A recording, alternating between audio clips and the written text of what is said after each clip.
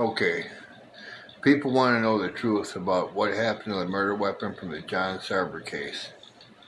I'm going to tell you, man.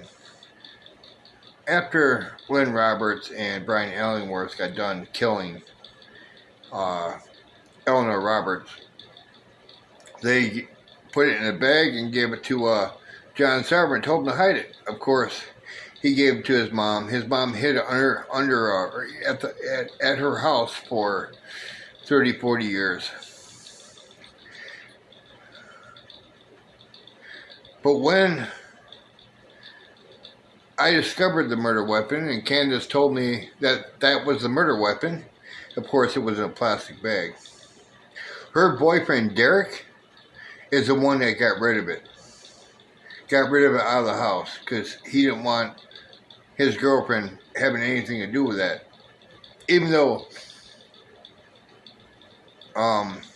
John was under threat to keep it hidden. He took and threw it in the Wisconsin River. It was inside a bag, so it had the original DNA and the prints on it. So it's inside the Wisconsin River. It's been there since 2005 or 2006. Whenever Derek threw it in there, her boyfriend Derek. I don't know his last name, but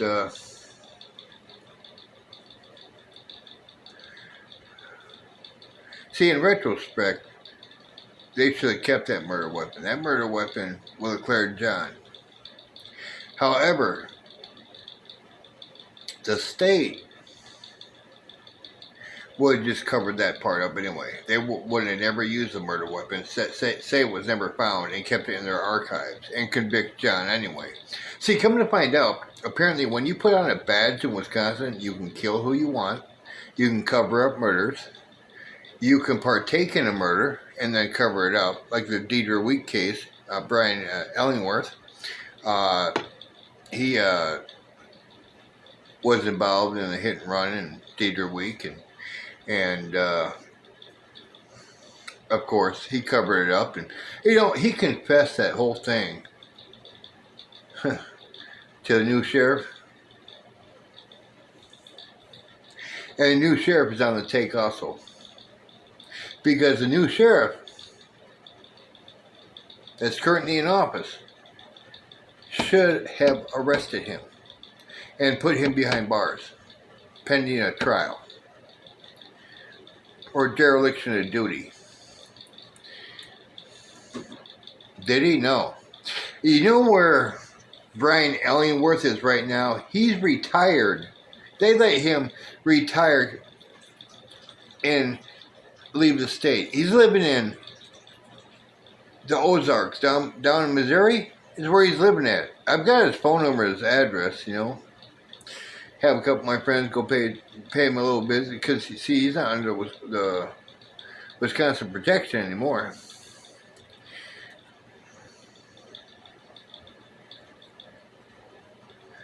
I'm thinking about posting his phone number so everybody can call him and thank him. What a excellent job he did as sheriff, covering up the murder of an 11-year-old child. Think about posting his address in case someone wants to go pay him a visit and tell him thank you in person. I can't post his address, but I can post his phone number. And he can only change his phone number, but that's easy to obtain if you know where to look.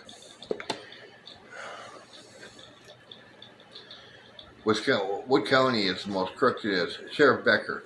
That's the current sheriff. He's on the take. If he wasn't on the take, Sheriff Illingworth, ex-Sheriff Sheriff Illingworth, would be behind bars.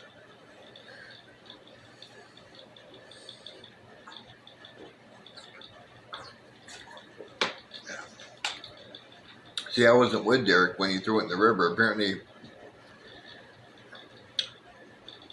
when I seen him, he says, you know what I did with that murder weapon? I said, what? He said, I threw it in the Wisconsin River.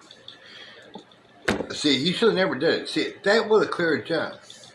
Makes me wonder whether Derek was working for the sheriff's department or not to help cover up that murder, if Derek was somehow part of it.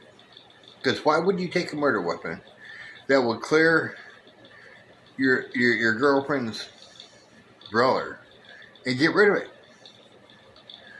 It makes you wonder, you know? Maybe he was an undercover cop. Don't know. I didn't know him that well, so.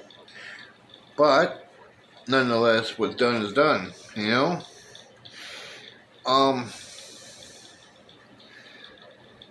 You know, because that murder weapon would put away a lot of cops. Actually, they would have never convicted the cops. So they give him a slap on the wrist that will let John go, of course, but they would have never done nothing to the cops. They never do.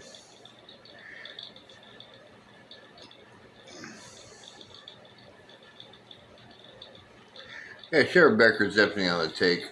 He's got to be. Otherwise, Illingworth would be behind bars. The whole thing just blows my mind, boggles my mind. Even without the murder weapon, without any evidence to convict John SARVER, how the fuck did they convict him? I'm still trying to find out what led up to a guilty verdict. I mean, there was no reasonable doubt. There was nothing there. It was all hearsay. You're saying partial prints on the sink in the bathroom. Gee. You know, probably when he tripped.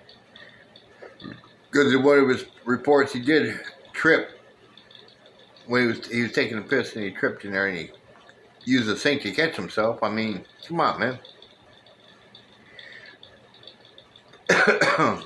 He mentions that in one of his reports, in one of his statements.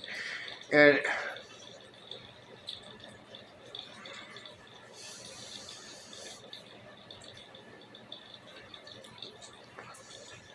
the fact that Sheriff Illingworth was in Adams County the very same day that the lady in Strongsbury was killed in her garage, bludgeoned to death.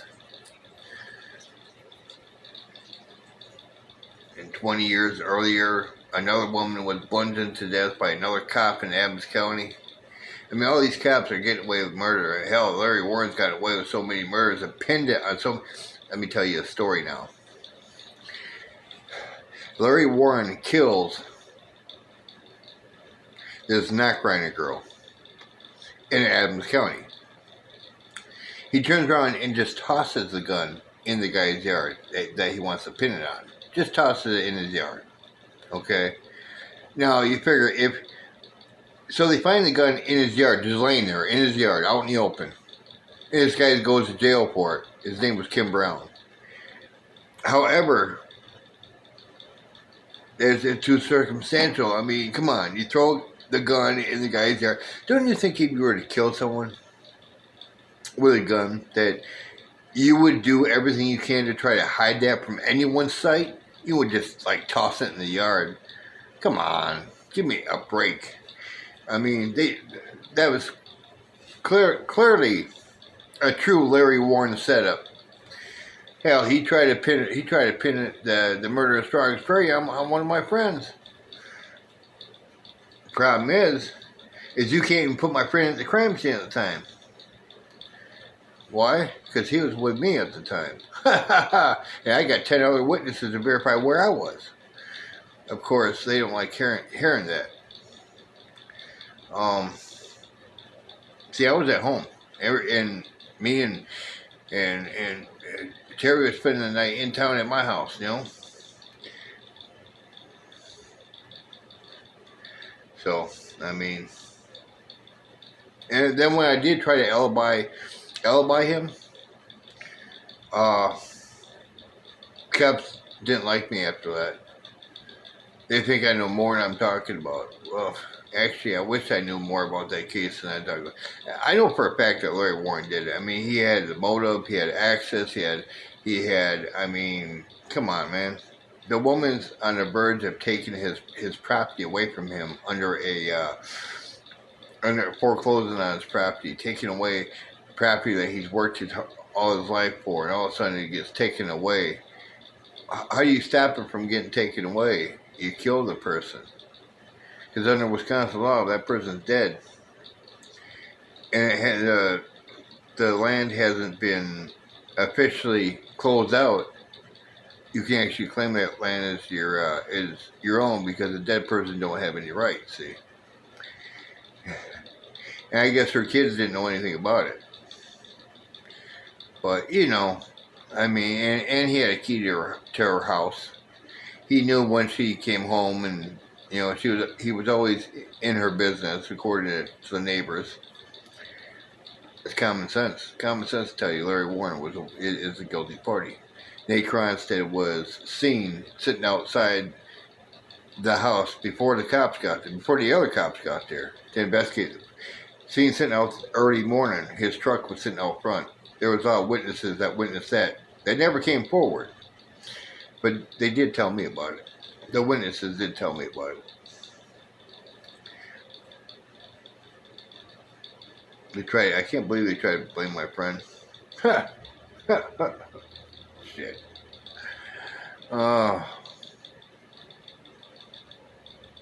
Wow. That's interesting. That's interesting, you know. The thing is that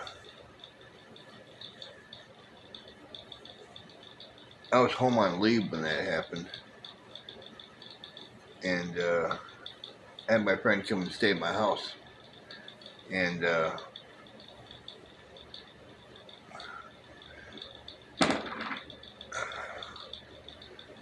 oh man, I'll tell you.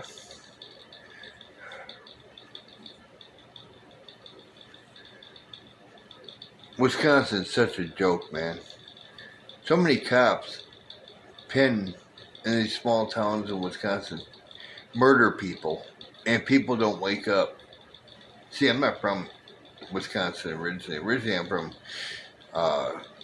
California. Is where I was born. So, and I lived in places like Colorado, and grew up in Colorado mostly, and a little bit in the Midwest. And so I've been around. I've been learning how to put puzzles together. See, these small town ignorant motherfuckers can break the law and stuff, because you know people from small towns aren't really open minded to what possibilities are and what possibilities aren't. That's why when a cop tells them, "Hey, this person did it," everybody says, "Oh, he did it," but he didn't do it. You know, it's mostly it's what every cop committed in Adams County, Wood County, every murder was done by a cop. How do I know this? Because I deciphered it, put two and two together, talked to witnesses of a lot of different murders up there. But there's one murder I don't understand. This guy was found in Big Flats, and no one knows who did it. He was from Milwaukee, but he was found up there, and they couldn't figure out why he was buried up there, why he was dumped over. See, Adams County used to be a dumping ground for bodies before, back in the 30s and 40s, during the Capone, you know, the big old mob days. During that era, you know, and I think someone just probably killed the guy in Milwaukee and threw his body up there, you know. See, that wasn't done by a cop kill because he wasn't a local. Maybe it was done by a Milwaukee cop. Who knows? That one kind of puzzles me a little bit, you know. Unless Larry Warren is just getting good at killing people and covering shit up, you know. But that's my opinion, and I'm gonna stick to it. You want to blame my friends? Adams County officers want to blame my friends. I could put your officer in every one of those situations that you put my friend in.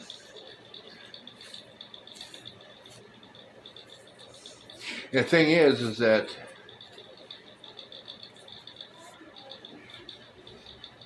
I think the only reason they haven't arrested him yet is because I can give him an alibi for that murder in a Strong Story area.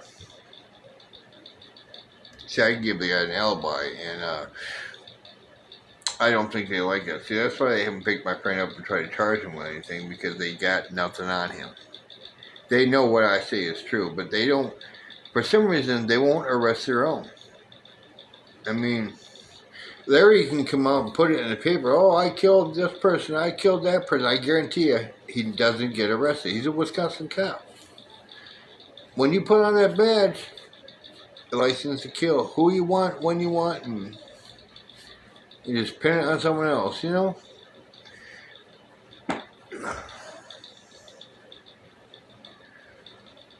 I'm so sick and tired. The only thing that good has ever come out of Wisconsin is the Green Bay Packers.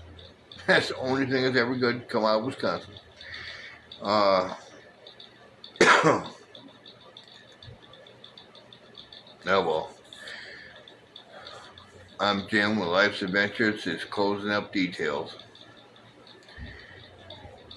I guess whatever happened to John. I mean, hopefully in the appeal someone will come forward with that murder weapon to prove that John didn't do it. They gotta have scuba gear though, but they it's definitely down there somewhere.